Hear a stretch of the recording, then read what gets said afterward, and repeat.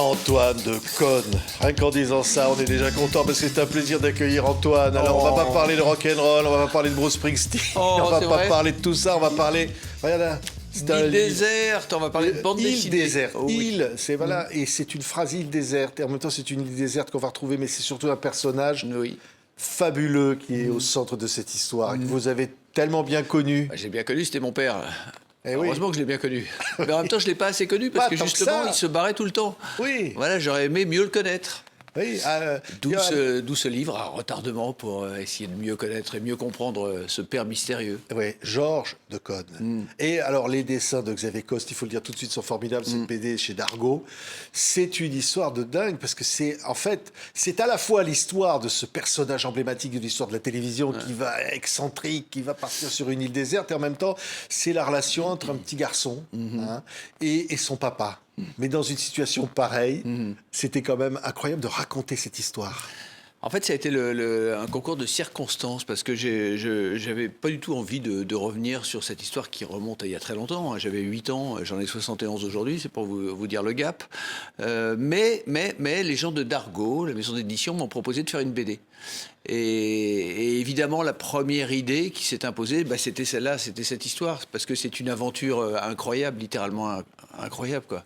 C'est l'histoire de ce père qui s'exile volontairement sur une île dans les conditions d'un naufragé pour essayer d'y survivre pendant 1 an.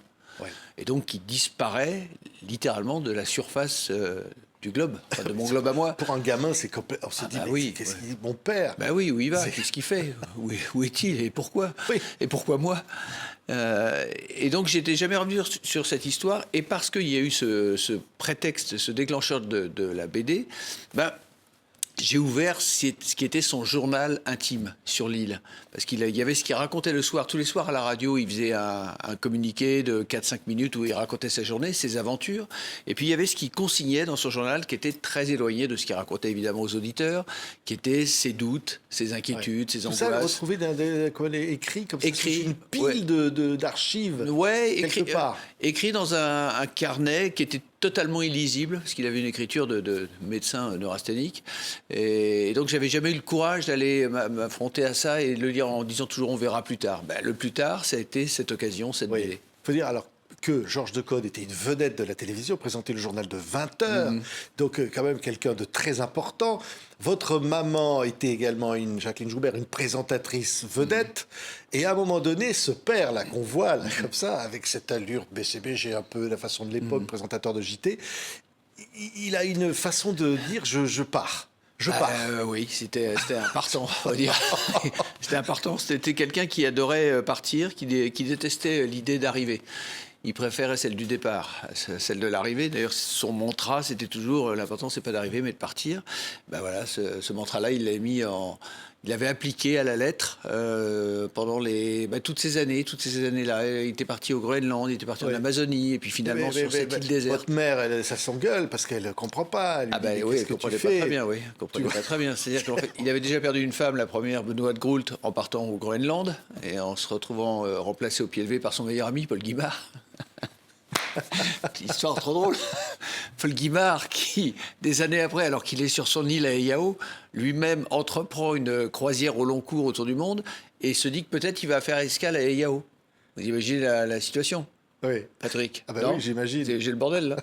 Bon, finalement, ça s'est pas fait. Mais bon, voilà. Donc, cette histoire-là, sur l'île, j'en reviens à ça, est nourrie de ça. Et nourrie, en fait, de choses que j'ai découvert au fur et à mesure, à la fois de ce que je me racontais, moi, enfant, sur cette île, qu'est-ce qui pouvait s'y passer? J'imaginais évidemment des pirates, des trésors. Parce qu'avant de partir, il vous laisse Robinson Crusoe.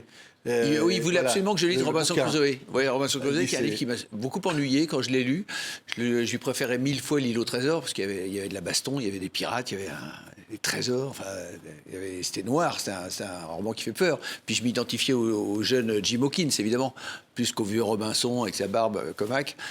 Et donc, oui, il voulait que je lise beaucoup ce Robinson qui, lui, avait bercé son enfance. Et depuis son enfance, depuis qu'il était enfant lui-même, c'était son fantasme, partir sur une île déserte. Alors, il part pas seul, il a un chien. Il a un chien. La relation avec son chien, c'est quelque chose d'incroyable. Et le chien, il court après le chien toute la journée sur cette île. C'est une relation il a peur de le perdre. Très, très, très fusionnelle avec son chien, on va dire. Son chien était son ombre.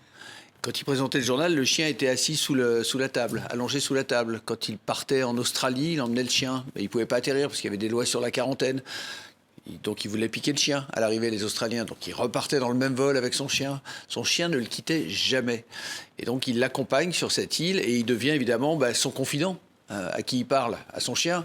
Son chien lui répond d'ailleurs dans la BD. Oui. On fait parler tout le monde. La BD, c'est génial. Oui, parce qu'il y a les doutes, dans la BD, on voit bien ça, les cauchemars, les moments. Il y a les dialogues avec même Antoine aujourd'hui et puis lui à l'époque, parce qu'à l'époque, il était plus jeune que toi maintenant. Oui, il y a 30 ans de moins.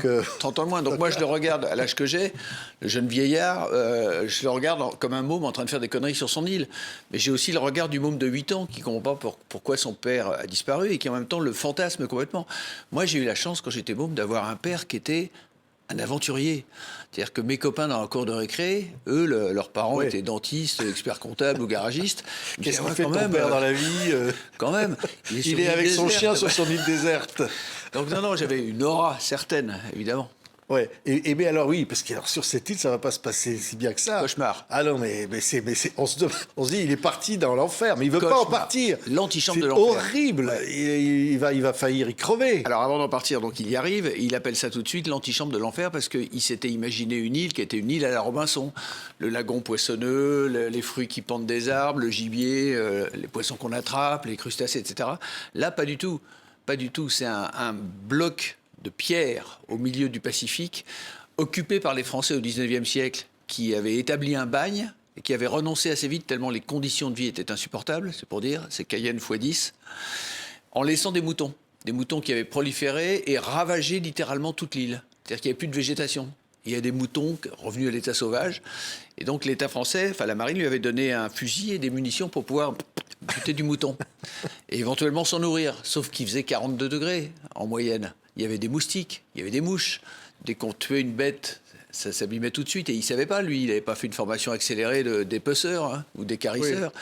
Donc en fait, c'est une aventure folle, littéralement. Mais il ne veut jamais partir. Parce qu'il ne faut pas raconter tout ça, parce que c'est incroyable ce qui arrive là-dedans. Mais il y a un moment, il dit, mais il va mourir. Et mais il ne veut pas partir. Non, laissez-moi sur cette île. Il ne voulait pas partir d'abord parce que c'était un monstre d'orgueil. Oui. Donc c'était pour lui une défaite, parce qu'il s'était fixé 1 an sur l'île. Et puis en même temps, il était là en mission. Et il prenait ça très, très, très au sérieux et à cœur. C'est-à-dire que tous les soirs, il rendait compte à ses auditeurs de ce qui s'était passé dans la journée. Donc il était seul, mais il avait quelque chose à faire. Il avait cette mission à remplir. Et donc pour lui, il avait failli en étant rapatrié plus vite. Oui. Mais il l'a rapatrié de force parce qu'il était sur le point de mourir. Oui, ce qui est beau, c'est les scènes avec l'enfant que tu étais, et puis lui, et de voir ce père, l'imaginer en corsaire, l'imaginer avec les rêves d'un enfant, ça c'est extraordinaire au fond. Oui. Et les retrouvailles, évidemment, il est touchant, votre papa, waouh, c'est un truc. C'était un homme, un homme complexe, un homme très complexe, mais passionnant en fait. Passionnant. Moi, je suis fou de bonheur d'avoir eu un père comme ça. Hein. Oui, mais il recherche. Je suis pas ennuyé, on va dire. Il recherche tellement la solitude qu'après, il va aller s'enfermer dans une cage d'un zoo. Ah, c'est bien longtemps après. Ça. Ah oui. Ouais. Non, mais là, il faut quand même le dire. Enfermé dans un zoo parce qu'il veut voir l'autre côté de. Quand il a eu atteint l'âge de 70 ans à peu près, il s'est fait enfermer au zoo de la Palmyre à Royan, dans l'enclos des primates. Parce que son idée, c'était d'essayer de comprendre le point de vue des singes, parce qu'on est tous des primates, plus évolués ou moins, plus ou moins évolués, le point de vue des primates sur les gens qui, toute la journée, passaient, les regardaient comme ça, essayer de comprendre. Mais attends, rassure-moi, mais c'est dans le bouquin, mais tu lui as pas jeté des cacahuètes à ton père? Je suis évidemment allé lui jeter des cacahuètes, évidemment. L'occasion était trop belle. Oui. Ça fait quoi de jeter des cacahuètes à son père dans une cage au zoo? On n'est pas beaucoup sur Terre à pouvoir dire qu'on l'a fait. Hein? Oui. Vous, Patrick, et moi? Non, non. Oui, ça... Et alors le chien, il y a des scènes poignantes, parce que le chien va lui arriver des trucs à ce chien, il va vouloir le sauver. C'est bouleversant. Le chien, il aimait par-dessus tout son chien. D'ailleurs, il a fait un disque après qui s'appelait Chien, mon ami, avec son fameux Eder contre lui. Son chien, c'était sa responsabilité aussi. C'est-à-dire que c'était à la fois son compagnon, son confident, et puis il était responsable de la vie du chien. Et il y avait plein de dangers sur cette île. Il y avait des crevasses, il y avait des cochons sauvages qui chargeaient. Et donc à 2 ou 3 reprises, il a cru qu'il avait perdu son chien. Et là, il était au fond du trou, si je puis dire. Oui, et il va y avoir Eder. Alors il va un jour mourir. Il l'enterre au pied d'un arbre. Oui. Et alors il est tout seul. Il veut personne d'autre. Ouais, Il est ouais. tout seul à enterrer son chien. Ça, c'est des années plus tard, oui, à la Ouais. campagne, dans sa maison de campagne, près de Loudun. Il y avait un immense arbre de Judée, magnifique, en fleurs, je m'en souviens très bien. Et il est allé enterrer son chien. Il m'a demandé de le laisser seul avec son chien, Oui. le temps de cette mise en terre. On a l'impression que sur cette île, à lui, si lui mourait, c'était pas grave, mais c'était son chien. Oui. C'est Ouais, le ouais. chien d'abord. Oui, oui, c'était absolument indissociable, quoi. C'était une seule et même entité. Ah non, mais formidable ce livre. Alors, Île déserte, hein. C'est voilà, c'est vraiment la phrase, l'histoire vraie et intime. H. Petit-Bresson, et d'abord, quel bel hommage pour Georges Decaune. Oui. En fait, ça en revient à ça au final. J'ai eu des relations compliquées avec mon père toute ma vie parce que c'est un homme qui avait un caractère assez marqué, on va dire, qui était très taiseux, comme beaucoup d'hommes de cette génération, qui avaient du mal à communiquer, des choses de l'ordre de l'intime. Donc, ça a frotté à plusieurs reprises. Et puis, finalement, on était en excellents termes quand il a fini par partir pour de bon. Et j'avais, j'ai pas du tout perdu un père en me disant c'est bête, j'aurais dû lui dire ci, j'aurais dû lui dire ça. Non, on s'est parlé. Mais j'ai l'impression que c'est un livre, je l'ai pas fait dans ce sens-là. Je me suis pas dit je vais rendre hommage à mon père, mais je me rends compte au bout du compte que oui, c'est une image de ce père-là que j'ai envie de partager. Oui. Et aussi de retrouver dans ces fameux carnets intimes, Oui. retrouvés aujourd'hui, Oui. et s'apercevoir qu'il pensait à toi. Oui. Et s'apercevoir que, oui, tu étais dans ses pensées sur cette Ah oui, île. j'étais très malheureux sur l'île parce que je pensais qu'il m'avait oublié. Quand il faisait ses comptes rendus tous les soirs, il parlait de ce qu'il faisait dans la journée, c'est-à-dire du mouton qu'il avait tué, de l'eau qu'il avait réussi à trouver dans un coin, de sa survie en fait, des conditions de survie. Et quand est arrivée la date de mon anniversaire, il m'a pas souhaité mon anniversaire à l'antenne. J'étais tout triste, j'étais vraiment en larmes, en miettes. Et puis je me suis rendu compte 60 ans après. Donc quand j'ai lu finalement le journal intime, que évidemment il avait pensé à moi et que ce jour-là, il se demandait si j'étais en train de devenir un homme. Voilà. Ouais. Et avec 60 ans de décalage, donc évidemment ça a été extrêmement émouvant. Ouais. Parce qu'on pourrait se dire, oh, ouais, il partait sur son île pour vivre ses rêves, il laissait tomber sa famille et ses enfants, mais en fait, il avait l'impression qu'il faisait ça pour les autres, c'est pas ça que pour lui. Il faisait ça parce que c'était un rêve d'enfance et qu'il s'était toujours dit qu'il ferait une expérience de Robinson Crusoe, et il faisait ça comme journaliste pour essayer de comprendre comment un homme civilisé, vivant dans le confort de la civilisation, de la société de l'après-guerre, de reconstruction, pouvait survivre en se retrouvant du jour au lendemain, donc après un naufrage, en milieu aussi inhospitalier. Alors il ne pensait pas que ce serait aussi inhospitalier que cette île pourrie, hein, mais c'était ça la raison de cette expérience. Ouais. Il avait perdu lui-même son père jeune d'une crise cardiaque. Ouais. Il y avait une fêlure en lui, il y avait quelque chose qui le rendait sensible. Je pense qu'il touchant. est passé à côté de sa jeunesse parce qu'il est passé par un collège de jésuites, le Caousou à Toulouse, qu'il évoquait comme une prison. Il a perdu son père très jeune, à l'âge de 16 ans, et son père qui lui-même n'était pas très présent dans les années de son enfance. Donc il était passé à côté de ça, et puis la guerre lui est tombée dessus, comme à toute cette génération. Hein. Il avait 20 ans en 39, et donc à 24 ans, la vie commençait, quoi. Et il y avait beaucoup de choses à rattraper, à compenser. Donc c'était complexe. Ouais. Il avait tout, il avait le succès. C'était une grande vedette de la télévision. Ah oui, je me rappelle, on a vu les couvertures des hebdos, des magazines. Et puis c'est le gars... Et puis couteau suisse à l'époque, parce qu'à la télé, il fallait déjà tout faire. C'est-à-dire, il présentait le 20h, il commentait le sport, il faisait le Festival de Cannes, Tour de France. Donc les paillettes, le succès, tout ça. Mais non, à un moment donné, il dit non, mais attendez, laissez tomber, oubliez-moi, je pars. Oui.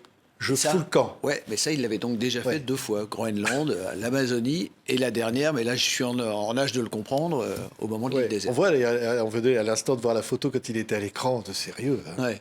Ah bah oui. Télévision noir et blanc à l'époque, il n'y avait qu'une chaîne. Hein. Non, il n'y avait qu'une chaîne, puis ça rigolait pas. Alors comme il était très impertinent et qu'il se permettait de commenter l'actu et de faire des bons mots, il se faisait lourder régulièrement, quoi. Donc quand il se faisait lourder, il en profitait pour aller faire un grand voyage, et puis il revenait. Magnifique. C'est une ode à la liberté, ce bouquin. Absolument. J'adore. Alors, les dessins sont sublimes. Oui, vraiment. Sublimes. Vraiment. Il y a des envolées comme ça. Non, mais ça, on le dira jamais assez. Parce que je pense, le livre, il existe grâce à Xavier Coste. Xavier Coste est un artiste incroyable. J'ai eu la chance de collaborer avec lui.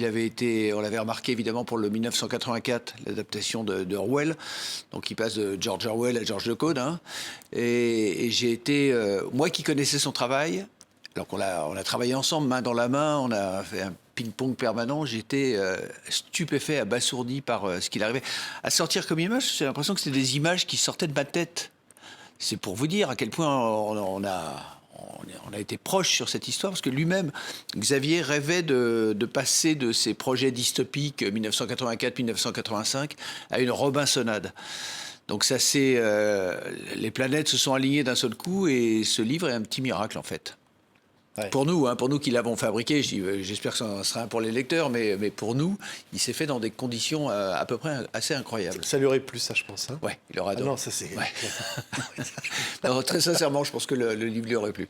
Ouais. Il aurait un peu tiqué sur le titre, bien sûr. Il aurait trouvé qu'on mettait pas assez le chien en avant. Le léger reproche qui sous-tend ce titre, hein. Il déserte, enfin bon, vieille affaire et tout ça est réglé. C'est génial. Lisez L'île déserte, Georges ou la vie sauvage, cette aventure incroyable de Georges Decaune. C'est chez Dargaud, mythique maison d'édition, et évidemment Antoine. Très, très touchant ce dialogue avec ce père. Merci Patrick. Merci beaucoup Antoine. Merci à vous.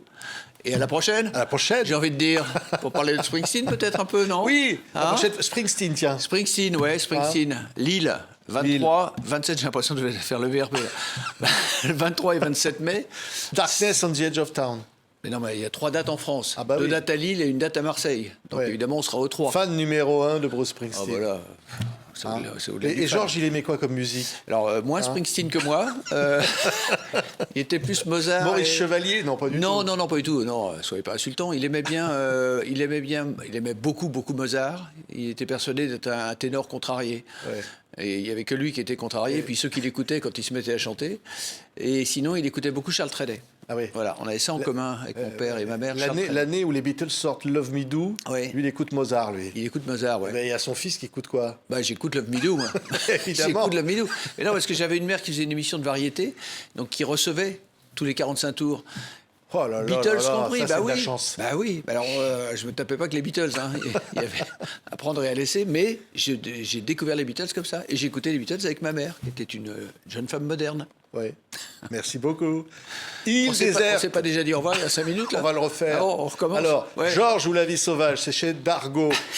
Vous allez adorer. Merci Antoine. Bah, merci. Et à la prochaine. Et alors Springsteen, Il en faut fait. parler de Non, non, Springsteen. non. Prochaine fois.